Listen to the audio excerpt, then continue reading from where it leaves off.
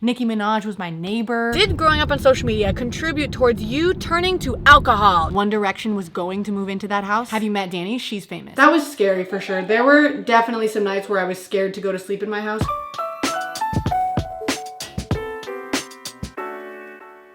Hi guys, good morning. So today is going to be kind of a Q&A, kind of a story time, a mix of both. And the topic that we're speaking on today is growing up famous. Now let me clarify. I don't really see myself as famous at all in the slightest, but that is a word. Oh my God, the light is so bright, hold on. But that is a word that a lot of people have used in the past, and everybody used to call me that when I was a kid. So that's what we're using, that's what we're going with. But now that that's out of the way, I'm gonna answer a bunch of your questions from my Instagram. So this is my Instagram if you wanna follow me. I do a lot of Q&As and stuff on there. So if you wanna be involved next time, you can hit me up. Make sure you subscribe to my channel, of course, if you like my videos. Before we start, that's gonna be it. I'm gonna go re-dye my hair because I dyed it recently, and I don't like how not bright the ends are. But I'm gonna do that while we answer our first set of questions. I just put hair dye on my head and I'm wearing a bathrobe. So I just want to get those two things on the table. I feel like I can't ignore them. But you know what? Bathrobes are really warm and really comfortable. So I think there's nothing wrong with my outfit. But anyway, let me just give you guys a little preface before I answer questions, because the questions kind of tell, like, you know, the whole story. They give you the details, they give you the goods or whatever. But some of you might not know where I come from, you know, my background or whatever. So I grew up in a band called Cimorelli. I'm sure you guys have heard about this. I'm sorry if I'm like a broken record. I'm just explaining in case anybody doesn't know. I started when I was 10. So 10 years ago, 11 years ago, that's really weird. My sisters actually started the band before me. They were older than me and they got a little bit successful. Not like super big at that point, but like they had some followers, they got some views, they got noticed by a manager in London or whatever. She was like all fancy talent manager. And me as a 10-year-old, I was like, oh my God, I want to join the band. And so I joined when we moved to Los Angeles. I joined and moved right around the same time. So it was really exciting time. I was like, oh my gosh, this is so cool. I never thought this would like happen in my life. So we started to gain a lot of followers at that point. Once we moved to LA, we got like a couple million subscribers at that point, and there were videos that were going viral left and right, and it was like really, really crazy. And so then we got signed to Universal, which is like a big old record label. A lot of your favorite artists are probably signed to Universal. It's very popular. And once we got signed, that's when things started to get like official. So I was like going to award shows like the Teen Choice Awards and the Kids Choice Awards, and I was meeting celebrities. Nicki Minaj was my neighbor. I was like working with people in studios in LA and like the same places that all these really famous people had recorded. I was recording like Justin Bieber and Chris Brown and the Beatles or whatever. I don't know, tons of stuff like that. It was really, really, really cool. I was definitely living like a typical like LA person life. And I was still a kid, like I was still 12. 11, 13, like so young. So I think it's a very interesting situation, which is why I want to do a whole Q&A on it, because I think that a lot of you guys definitely find it fascinating. And boy, did you have a lot of questions. The first question, which I got a lot, was definitely like, was it hard to make friends? Was it hard to feel normal? Was it weird if people were like talking about how famous you are or whatever when you were a kid? And the answer is yes, it was really hard for me to make friends, but that wasn't really because of YouTube or anything. It was really because I was kind of a weird kid. Looking back, I was kind of socially awkward. Like I was a happy person or whatever. I was fun, I was outgoing, but when it came to friends, like I had a hard time keeping friends. And also I think because of the whole internet celebrity thing, people kind of put me on like a separate thing from them. So like not only was I on YouTube, but I was also homeschooled. And so I was kind of always like the odd one out. Like I did water polo. That was like one of the only normal activities that I did growing up. And it was super fun and I loved it and I made some friends. But like even when I had those friends, I still felt weird about it. And I don't know if it had to do with Cimorelli. I don't know if it had to do with being homeschooled. I don't know if it was a combination of all those things, but I know that there was always kind of like a disconnect between me and other people. And people did definitely say it all the time. Like whenever I met a new friend or a new person, they'd be like, oh my God, she's famous. Oh my God, have you met Dani? She's famous. Oh my God, did you hear that Dani's famous? Like everybody would say that to me because obviously we were 13. So like everybody thought it was super cool, but it didn't really interfere with a lot of stuff, I don't think, but I don't know. Next question was, how was the money situation? Did you make good money? Was it nice to make money? So in the beginning, not really at all, because when you're like a musician, you don't really make money until you're like super, super, super popular. Like you kind of have to pass the threshold, because basically the way it works is like you don't get paid directly for every single thing that you do if you're signed to a label. Like the label gets paid and then they give you money. You also have to make back a bunch of expenses that your label pays for. So like for example, if they put you on tour and it costs $100,000 for that tour, all of your money basically is gonna go towards that tour before you see any of it.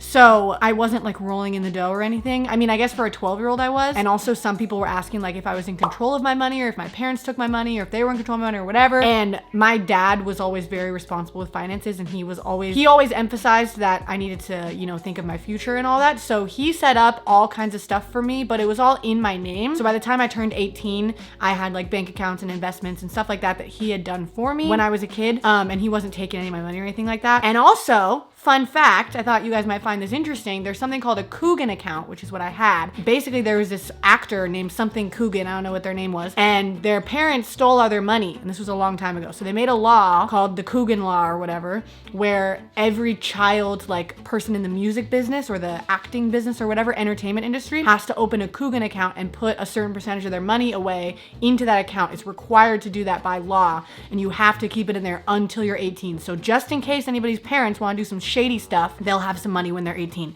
Now again, my parents didn't try to do any shady stuff. They were really great about that, but I did have that as well. So that was really interesting. But I'm gonna answer more questions in a second. I need to sit and let my hair process and get dressed. It's literally 3 p.m. and I haven't even gotten dressed for the day, so I should probably do that first, but I'll be back in a second. Okay guys, I just rinsed out my hair. It's looking really good so far. It's looking a lot brighter. I'm really excited about it. Next question is, did you get to meet any cool celebrities? The answer is yes. Just off the top of the dome, I met Demi Lovato, Selena Gomez, all the members of Big Time Rush. I met the Jonas Brothers. I think I met Jason Derulo, but I don't remember. Maybe I just did a show with him. Ariana Grande, I met her. I don't really remember who else, but Selena Gomez is probably the most famous person I met. If anybody else comes to mind, I'll let you guys know, but that's just what I think of off the top of my head. Okay, next question. Did you ever get any crazy fans? Yes, I got a lot of crazy fans. There were a good amount of people who scared me. There were some really scary situations that we've never talked about. I do remember one time I got a letter in the mail from somebody and it was like, hi, I just want to let you know that like you're my soulmate. And I was like 12 at the time. And they gave me an engagement ring and said that like in their brain we were married, but in their brain I was 22 and they were 20. And he's like, here's a picture of me. They included a photo, and it was a photo of like a young kid because they were trying to like say that they were young or whatever, and it was clearly like super old. So like it was obviously a really old man who was like in love with me when I was 12. I got a lot of pictures of men's genitals in my DMs as a child. That wasn't great. But yeah, I had a lot of weird experiences. Lots of people came to our house, found our address, my phone number. Like there was a lot of like personal privacy invasions and stuff like that. That was scary for sure. There were definitely some nights where I was scared to go to sleep in my house because I thought someone was going to kidnap me, but that didn't happen a lot, so that's good. Okay guys, let me tell you about today's sponsor, which is HelloFresh. You guys have seen them sponsor my other videos, so I'm sure this isn't new to you guys, but in case you don't know, HelloFresh is a meal kit delivery service, which basically just means that they send pre-portioned ingredients and a recipe card right to your door so that you can make these amazing meals at home without having to worry about searching for a recipe or going to the store and buying the ingredients. It eliminates food waste, time, stress.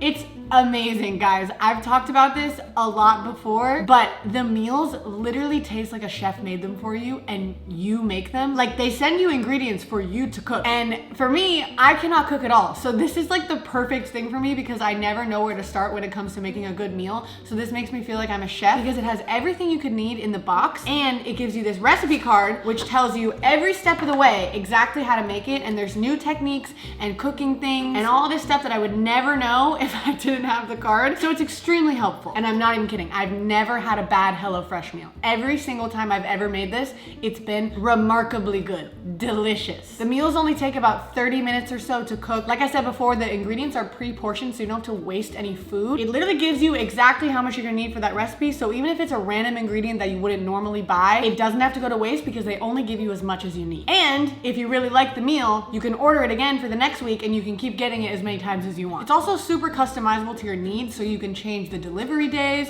you can change the food preferences, you can even skip a week if you don't need one that week. And they have the option of a smaller serving or a larger serving. So if you're just a couple like me and Emmyn, or if you're a whole family, there's something for you. Also, my favorite part, it can help you eat more sustainably. Meals made with HelloFresh have about 25% less carbon footprint than meals you make with ingredients you buy at the grocery store. So guys, the new year's coming up. If any of you guys are trying to cook more and that's one of your New Year's resolutions, if you're like me and you don't know how to cook and you hate messing up meals and it's really disheartening, I really recommend HelloFresh for you guys. It makes it super easy to make incredible meals. And on top of that, HelloFresh donated over 2.5 million meals to charity in 2019, and they're stepping up their donations amid the coronavirus pandemic. So if you guys are interested, go to HelloFresh.com and use my code 10Dani and Emmyn to get 10 free meals, including free shipping. That's HelloFresh.com, use my code 10Dani and Emmyn, and you can get 10 free meals, including free shipping. Thank you again to HelloFresh for sponsoring this video, and let's get right back into it. We're gonna go to Target in a minute and answer some more questions, but I wanted to answer my last like surface level question or whatever and then move on to some deeper things, because there's like fun aspects of this and then there's, you know, more deep long-term mental implications and stuff like that. So I'll talk about that. But my last question that I wanted to answer, which a lot of people were curious about, was what was it like living next to Nicki Minaj? So I lived in Malibu for a while when I lived in LA, and Nicki Minaj ended up moving in next door to me. It wasn't even like she was like my neighbor down the street or anything. Like she literally lived basically in my front yard. Like if I was standing in my driveway, I could look down and see her driveway very clearly in her whole house. Unfortunately, I didn't get to see her that much, but I did see her a couple times, like driving her white Range Rover that she had at the time. And she had matching Bentleys with her boyfriend. Hers was pink and his was orange. And so like I would see them driving around and like knew that she was about to come home or whatever. One time I saw her getting out of her car and walking into her house, but that was literally the only time I saw her actual like physical body. Like I saw her driving, but her windows were super tinted and like you couldn't really see her. Tyga came over a lot. I remember, I don't know why we knew that Tyga was there, but somehow we knew that Tyga was there, and he would like bring this weird ass orange car that he had, and he would like do donuts in the neighborhood. So there were like famous people at her house a lot, but I didn't get to see her. I didn't get to meet her. I didn't talk to her or anything like that, but it was definitely one of the weirder things in my life having her as my neighbor. And also I found out later that One Direction was going to move into that house, but they decided not to for some reason. But that is truly one of the saddest things to this day, that One Direction ended up not moving into that house. But anyway, I'm gonna answer some more intense, more serious questions now, but I'm gonna go find Emmyn and we're gonna go somewhere. Okay guys, I'm in the car now. Emmyn is here as well. Ella's here too, but they're not gonna talk because this has nothing to do with them.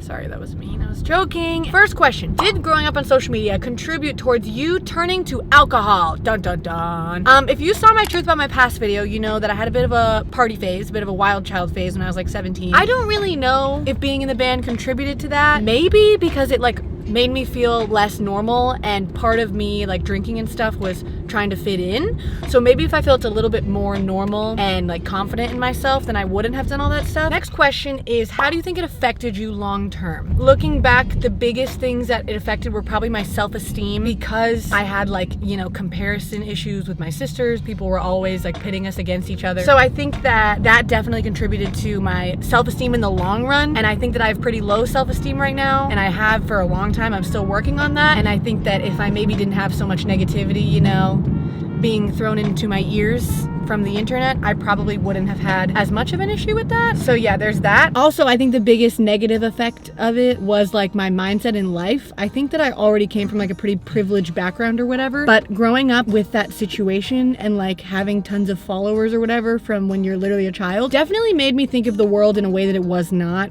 accurate. And I kind of thought that I was like more, you know, hardworking than I was, and I thought that the world was like easier to live in than it was, and I wasn't very oh my god, what was that? I thought you were gonna vomit. No, it was like a weird burp.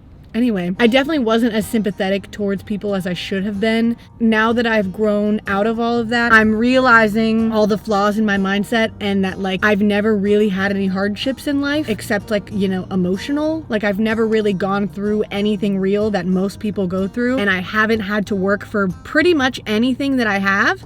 That's not a flex though. It's not a flex. I'm saying it's actually a detriment to me because it makes me think of the world in a way that is not accurate. So for the past couple years, honestly, I've been working on that, and I'm realizing now that like my work posting YouTube videos for 10 years is not really anything compared to, Emmyn just reminded me, like his grandma who came to America from Cuba as a kid and then grew up and had multiple children and then was a single mother and worked, what, 3 jobs all at the same time? 2 full-time, 1 part-time. 2 full-time, 1 part-time job, and put all of her kids through school and everything and took care of them and paid for them and fed them. And I don't know how she did that, but like that's what, you know, real life is, and that's what real hard work is, and I didn't really get that before. And then the last question that I'm gonna answer is, would you want your own children to go through that experience? And also, do I regret it, or like do I wish it didn't happen? That's kind of like, oh, it's very bumpy, hold on. So no, I would not want my children to do that. I just think that it's not like normal for a kid to feel that way about themselves or have that many eyes on them or hear that much negativity about themselves or to like have a job. Like I feel like as kids, my kids should just be like, you know, going to school, doing sports, making friends, doing stuff like that when they're kids. And if they really want to have a music career, be a YouTuber or whatever, that's great. But maybe they should wait till they're a bit older. It's just not a great time when you're a kid to be doing that, in my opinion. But I also don't regret anything, and I would not go back and change it. Someone asked me if I had the chance, would I like go back in time and change everything? Definitely not. I think that it taught me a lot, and I think that I learned a lot, and I had some incredible experiences that I never ever in a million years would have had if that never happened to me. I got to live in different places and travel to different places and meet different people and whatever. Like that was amazing, and 90% of it was really awesome. It was just, you know, every amazing thing, you know, has its downsides. So I'm very, very lucky to have had the experience that I had in life, and I continue to be lucky to be able to carry that on into this job that I have now, making videos for you guys and doing stuff in my own world now that I've left the band and all that stuff. So no issues here, no complaints here. I appreciate all of you guys for sticking with me. Some of you guys have been watching my videos since I was literally 10 and you were 10, and we've grown up together. And some of you feel like you are literally my sibling because I've just been essentially in your household since you were a child. And I think that's really cool and a really unique experience. So I love you all. If you like my videos, subscribe to my channel. If you don't subscribe to my channel. And it's pretty straightforward. Also, you can follow me on Instagram. I post on there sometimes if you want to keep up with my life or participate in these Q&As like I said earlier. And I will see you guys in a couple days because I post 3 times a week. Wednesday, Friday, Sunday. Okay? Do you want to say bye with me, Emmyn? Bye!